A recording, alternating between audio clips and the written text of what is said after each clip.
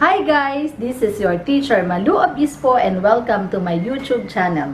Don't forget to subscribe and turn on the notification para updated kayo sa susunod nating written works at performance tasks. At kung may tanong kayo, just comment down below.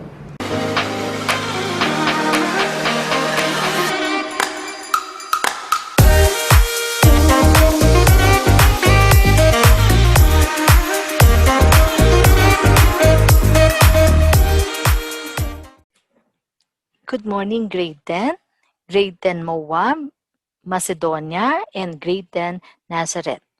Today's lesson was taken from our textbook from pages 310 to 312 under Unit 4, Chapter 1, which was entitled Purchasing and Preparing Ingredients According to Recipe.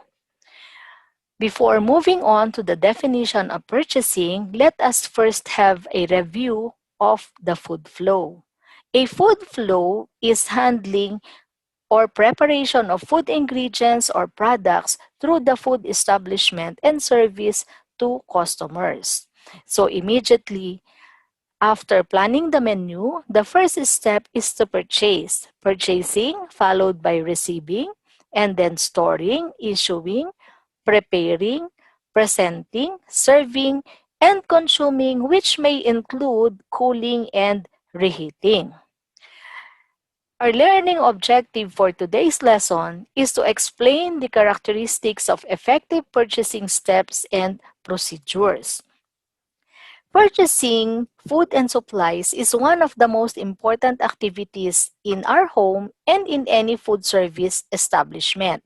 It can be done by visiting the wet market, supermarket, or grocery stores, or it can be done by ordering online.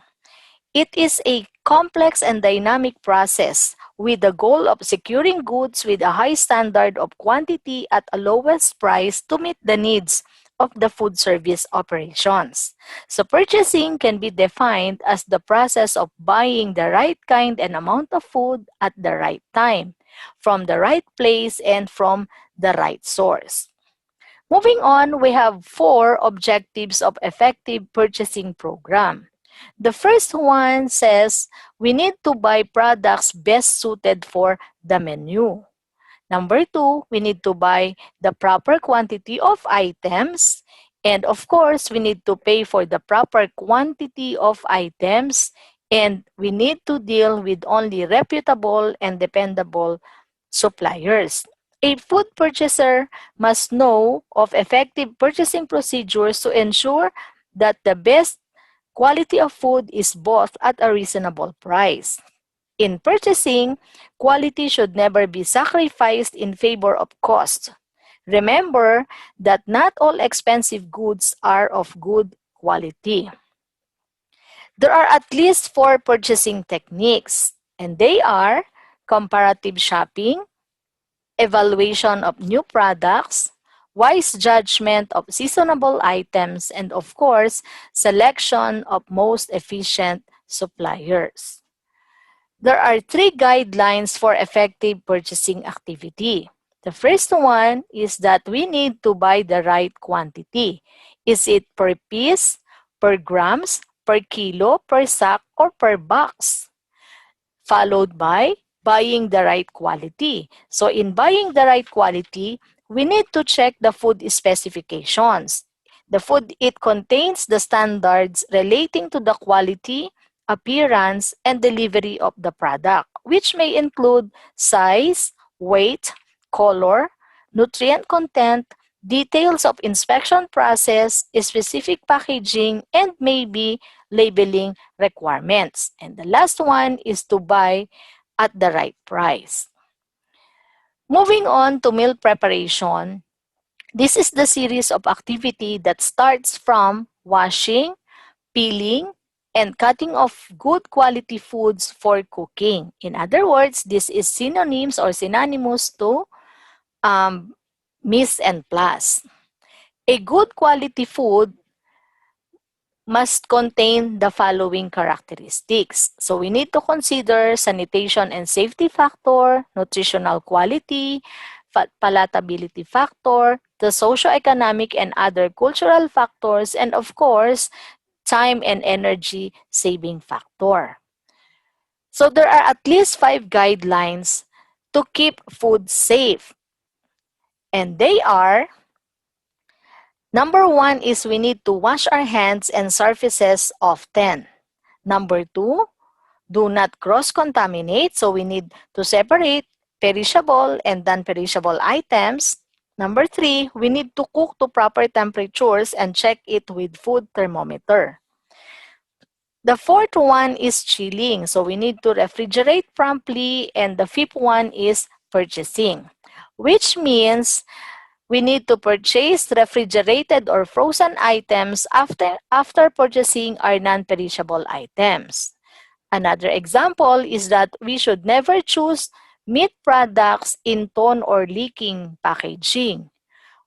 We need to check their expiration labels also. Moving on, there are 3 food classifications, and they are perishable foods, semi-perishable, and the third one is staple or non-perishable foods.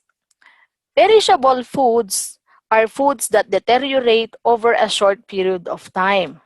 They are those likely to spoil, decay, or become unsafe if consumed if not kept refrigerated at 40 degrees Fahrenheit or below, or frozen at 0 degrees Fahrenheit or below. Examples of food that must be kept refrigerated for safety includes fresh meat, poultry, fish, dairy products, some fruits and vegetables, and all cooked leftovers. Refrigeration slows bacterial growth. Semi-perishables are foods that may remain unspoiled for 6 months to about 1 year if properly stored. Semi-perishable foods tend to store best in cool, dry, and well-ventilated spaces. Often, low or indirect light can help maintain freshness and flavors as well. The cooler and drier these products, the longer they will generally last, and that's our goal. Non-perishable items are products such as canned goods and dried fruits. They have long shelf life and don't require refrigeration to keep them from spoiling. Instead, they can be stored at room temperature such as pantry or cabinet. In purchasing, let us remember the following. Let us buy from reliable or reputable suppliers. Let us read labels and watch for government stamp or symbol of approval. Let us use patronized dairy products and read dates of expiration.